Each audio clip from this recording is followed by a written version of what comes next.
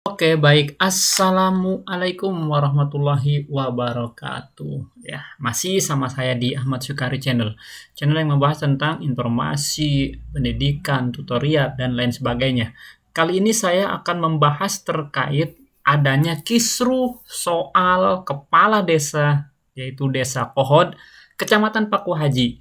Tolak pembongkaran pagar laut hingga catut nama warga pada SHGB, Sertifikat Hak Guna Bangunan, ya, di mana banyak beredar, ya, satu persatu mulai terbongkar siapa sih dalang dari adanya pemagaran di laut. Nah, di sini saya ambil berita dari About Tangerang, ya, bahwa kepala desa Kecamatan Paku Haji, ya, Kepala Desa Kohod, Kecamatan Paku Haji, ya, Kabupaten Tangerang, Bapak Arsin bin Sanib, tengah menjadi sorotan terkait kasus pemagaran laut. Ya.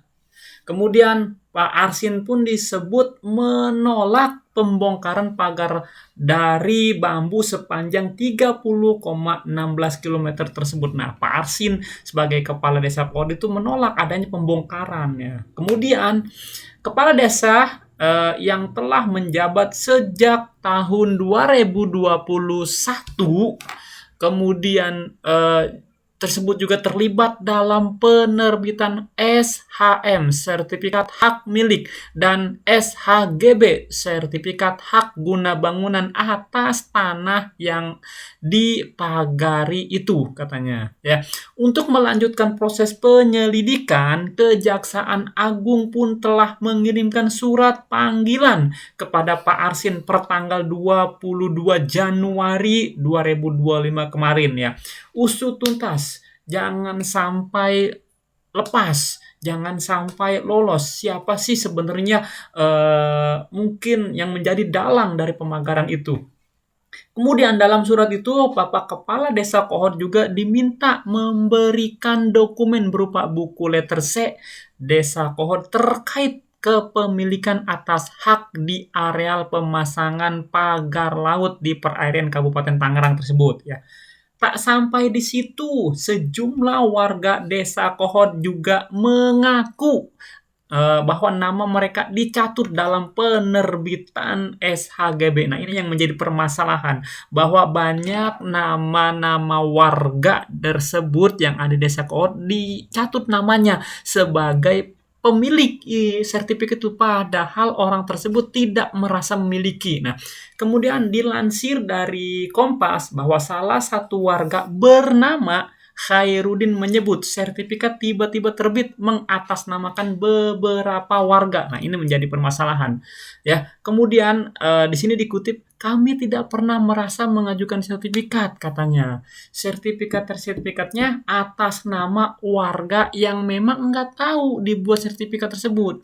Nah, di sini tolong diusut tuntas, ujar Pak Khairuddin pada saat dihubungi tanggal 28 Januari kemarin. Bahkan warga lain juga menyebut Arsin ini tidak pernah kompromi atas pagar laut dan SHGB. Ia tidak pernah musyawarah dan menggubris keluhan warga yang rumahnya tergusur, padahal mereka punya bukti kepemilikan sertifikat tanah. Nah, banyak warga yang namanya dicatut atas sertifikat tersebut, yang padahal warga tersebut nggak pernah memiliki sertifikat. Nah, mari kita lihat video pengakuan warga yang namanya dicatut di sertifikat tersebut. Inilah videonya.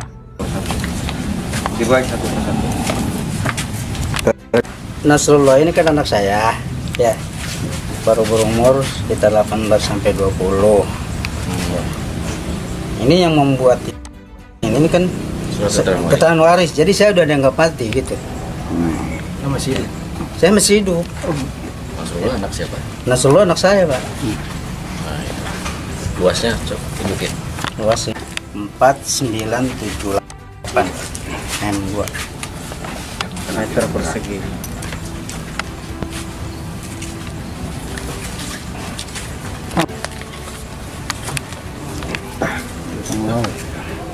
benar. Tapi Bapak sebelumnya tahu nggak sih Pak kalau Justru saya kalau tahu saya bercerita dari awal ya. Terus sampai muncul ini saya baru tahu ini Pak. Kalau saya tahu di awal saya ceritain, saya tahu-taunya identitas anak saya terjadi seperti gini. Gitu. Terus saya baca-baca di surat tersebut itu ada keterangan waris. Gitu Pak. luas tanah punya Bapak sendiri berapa? Punya saya, maksudnya yang laut. Iya. Yang laut ini yang tertera sini 14978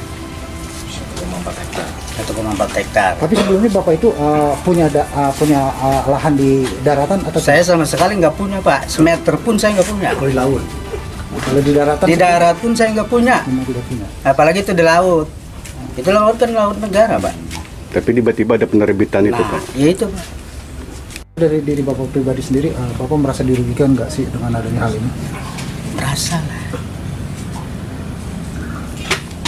Masa yang gitu, saya aja nggak terima ini, nggak terima. Pak, sebelumnya ada pihak-pihak dari kelurahan datang ke rumah Bapak? Nggak ada. Mereka tiba-tiba pinjam KTP Ya, Bapak. ke anak saya. Terus langsung Jadi diambil begitu aja. Kemudian yang selebihnya saya nggak tahu ya, tahu-tahu jadi begini. Ya, jadi gini, itu khusus di Desa Kohod ya. Di Desa Kohod itu terbagi ada berapa pecahan sertifikat. Nah, si kepala desa ini mengerahkan lah, dalam tanda petik mengerahkan individu-individu. Individu itu salah satunya adalah warga. Nah, gimana caranya? Itu dibohongi, dimintain KTP. Nah, kemudian dibikinlah PM1, itu istilahnya PM1. PM1-nya diurus sama pihak kepala desa gitu ya, dan kroni-kroninya juga gitu ya. Nah, salah satunya adalah warga kami, itu anaknya itu diminta KTP tanpa sepengetahuan untuk dibuatkan ternyata SHGB. Nah, dalam prosesnya itu PM1-nya itu bukan hanya PM1 dalam untuk peningkatan sertifikat, tapi dibuatkan surat keterangan waris.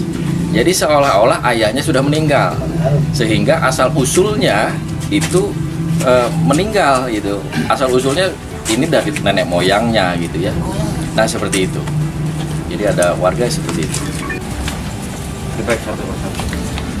Dibaik satu persatu.